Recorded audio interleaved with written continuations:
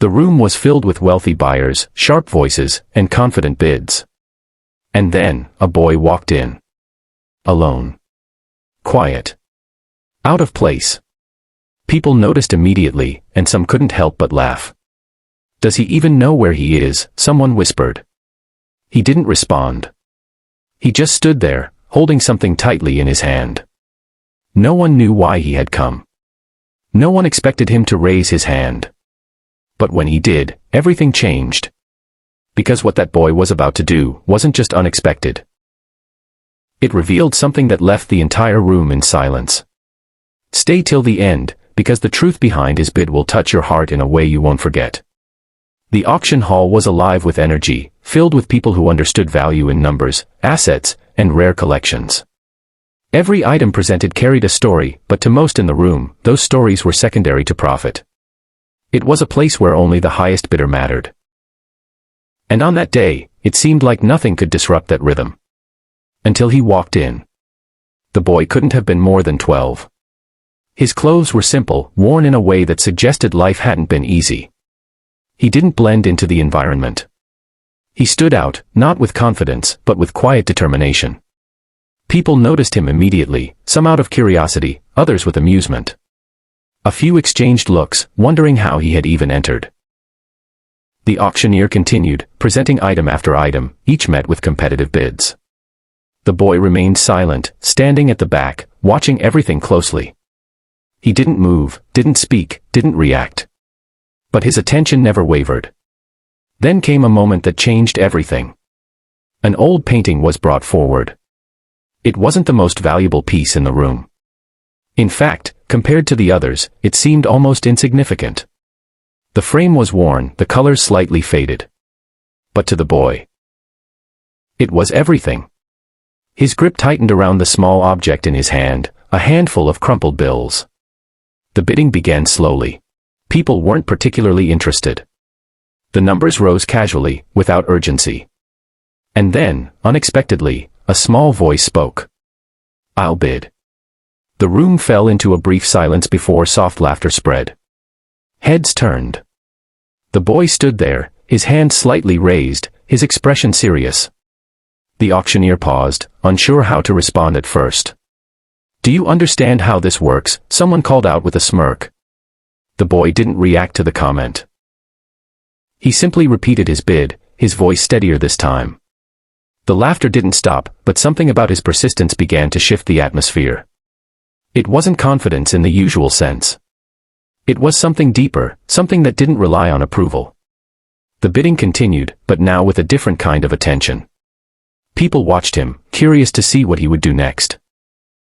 Each time the price increased, the boy hesitated slightly, looking at the money in his hand, calculating what he could afford.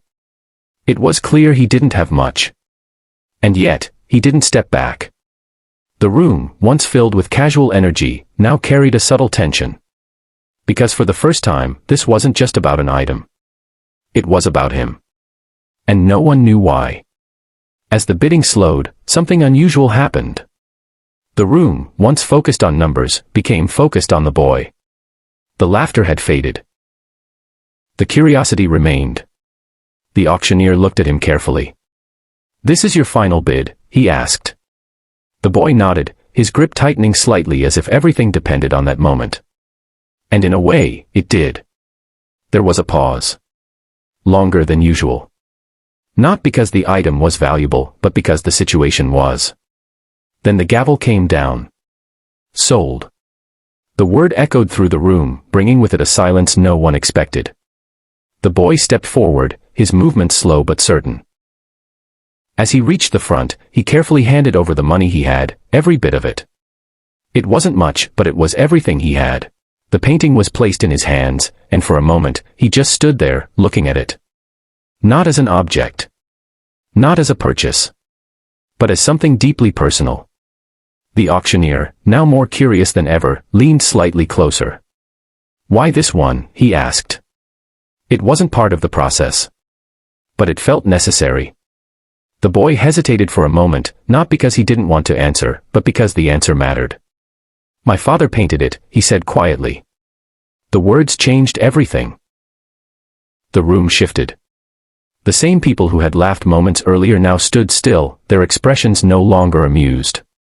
The boy continued, his voice steady but filled with emotion he had held back. He used to say one day it would mean something. But no one ever believed him. There was no anger in his words. No resentment. Just truth. This is all I have left of him, he added softly. In that moment, the value of the painting changed, not in numbers, but in meaning. It was no longer just an item in an auction. It was a piece of someone's life. A connection. A memory. Something no amount of money could replace. The silence in the room grew heavier, not uncomfortable, but reflective. People began to see something they hadn't before. That value isn't always measured by price. That sometimes, the most important things, are the ones others overlook. The boy held the painting carefully, as if protecting something fragile, something irreplaceable. And without waiting for anything else, he turned to leave. No celebration. No acknowledgement. Just a quiet exit. But something stopped him. A voice called out, not mocking, not dismissive, but sincere. Wait. It came from someone who had been bidding earlier. Someone who now saw things differently. Your father was wrong about one thing, the man said. The boy paused, turning slightly. People do believe him now. It wasn't about buying the painting back. It wasn't about offering more money. It was about recognition, something that came too late for the father, but not for his legacy. The boy didn't say much in response. He didn't need to. Because what he came for, he already had. And as he walked out of the auction hall, the room remained silent. Not because something had ended, but because something had changed. Because sometimes, it takes one moment, one story, one person, to remind us that not everything valuable can be seen at first glance. And not everything important comes with a price.